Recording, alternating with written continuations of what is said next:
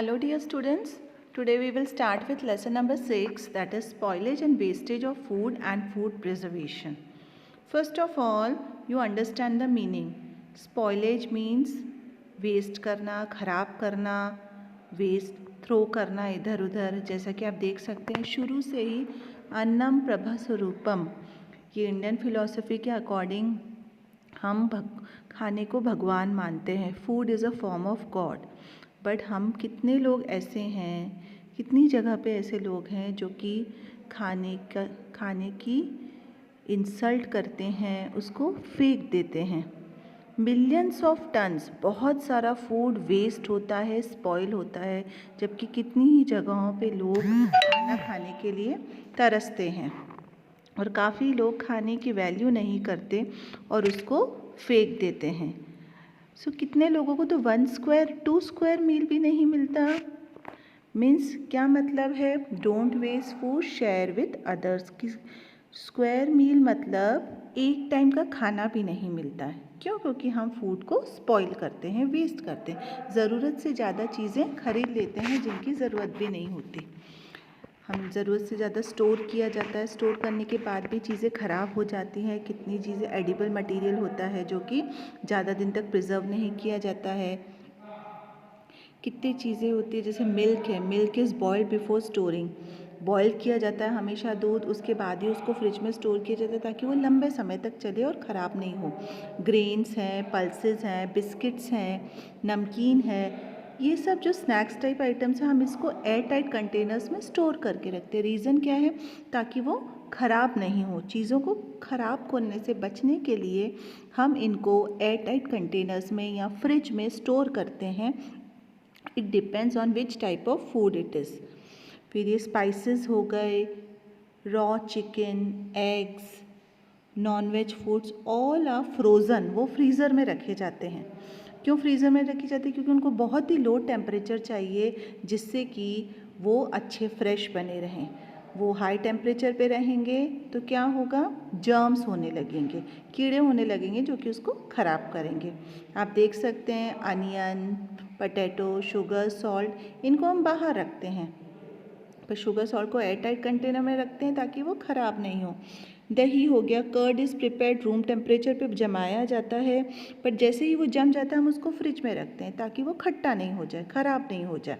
तो चीज़ों को ख़राब होने से बचने के लिए हमारे पास तरह तरह के इक्विपमेंट्स या चीज़ें प्रेजेंट है हमारे घर में जो हमारे खाने को ख़राब होने से बचाते हैं. सबसे कॉमन एग्जाम्पल है फ्रिज, जो कि सबके घर में होता है और वो खाने को ख़राब होने से बचाता है. तो we should avoid the wastage of food. ये एक्टिविटीज़ होती हैं तो कि फूड प्रिजर्व रहे, लंबे समय तक चले और ख़राब नहीं हो. तो और अगर ख़राब हो जाता है खाना तो उसके टेस्ट में, अपीयरेंस में वो दिखने लगता है. आप देख सकते हैं अपीयरेंस, जैसे वो दिखता है हमको देखने से पता चल जाता है. कभी देखने से पता नहीं चलता तो स्मेल से पता चलता है. स्मेल से भी नहीं समझ में आता तो कितनी बार खाने के टाइम पता चल जाता है कि ये खाना, पर्टिकुलर खाना ख़राब हो चुका है.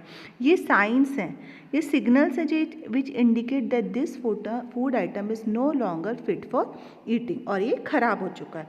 So spoilage means it is ख़राब हो चुका है और it is not stored properly, और ये खाने के लायक नहीं है. जब खाने को ठीक से स्टोर नहीं किया जाता है, ठीक से रखा नहीं जाता, तो वो ख़राब हो जाता है. So that is called as spoilage of food.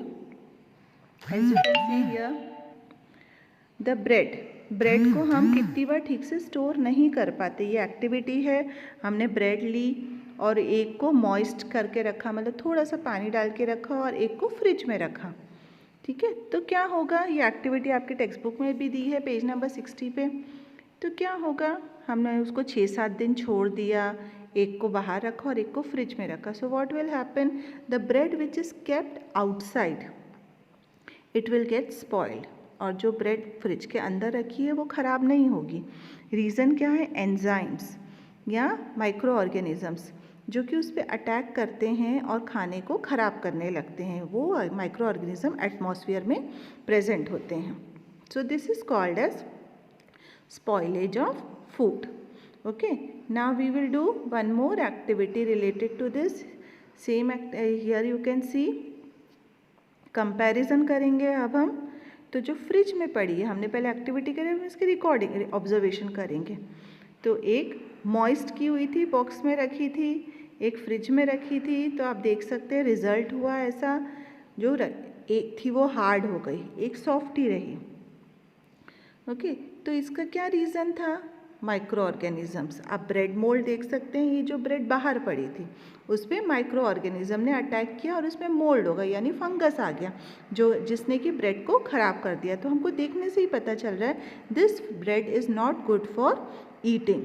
पर जो कि फ्रिज में पड़ा था वो थोड़ा फ्रेश रहा, क्योंकि एंजाइम्स या माइक्रो ऑर्गेनिज्म लो टेम्परेचर में यानी ठंडक में जल्दी ग्रो नहीं होते हैं या मल्टीप्लाई नहीं होते हैं। मेन कॉजेज़ क्या हैं फूड स्पॉइलेज के?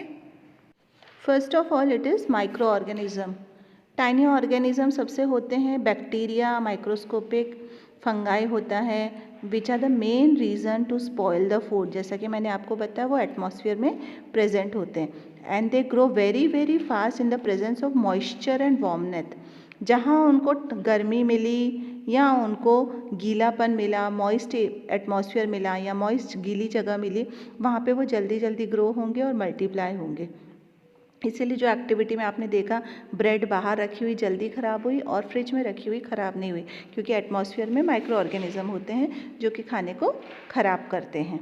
सो temperature and surroundings, it causes the food to spoil. You can see that's why कितनी चीज़ों को एयर टाइट रखा जाता है या धूप में सुखा के रखा जाता है।